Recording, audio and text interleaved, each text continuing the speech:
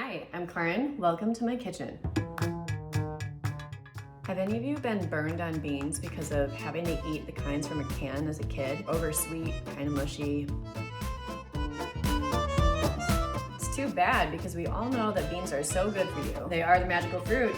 Aside from their dietary benefits, beans have a lot going for them. They're affordable and they're also one of the most sustainable things that you can eat. I'm going to show you my favorite way to prepare these legumes that might eradicate any bad bean trauma you may be carrying with you. It's bright, vibrant, absolutely satisfying, and it feels like spring. For best results, we must start with dry beans. If you're a planner, you can soak them overnight, or you can use a quick soak method like I did this time. First, pick through the beans and get rid of any rocks or really discolored ones. Give them a good rinse, and then cover them with water. If you'd like, add a dash of baking soda to help them keep their shape. Bring them up to the boil and let them simmer for 5 minutes, and then cover them off heat, let them sit for an hour. After that hour, drain the liquid from the beans. Now we can cook them until they're done.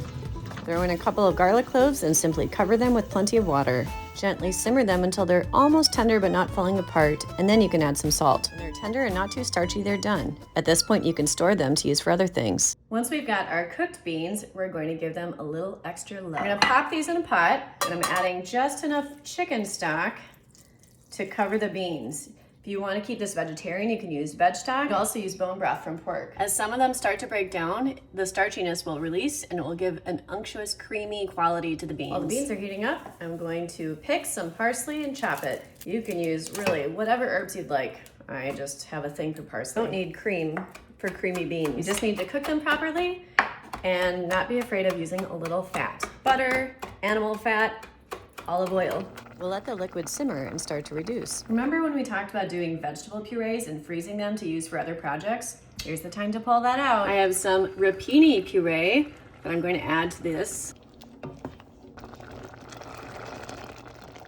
Once the liquid is starting to thicken up, we can add some butter.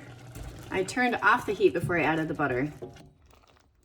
Add some salt, a couple twists of pepper, some lemon, and finally some parsley. We add the parsley and the lemon at the end. This texture is just what we're looking for. Here's the moment of truth. Those are some lively beans. With just a little herb oil, these beans are beautiful as a side or on their own. For a fresh take, toss some greens and add a poached egg. Perhaps even enjoy it with a Spanish white wine. If you don't feel like cooking this weekend, I'll cook for you at Karin's Quarantine Kitchen to Go. I'm actually making these beans along with some pork loin from the hog that we just butchered.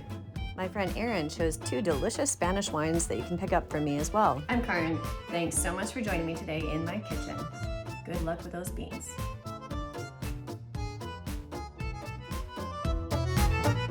My favorite way to prepare these legumes, my favorite way to prepare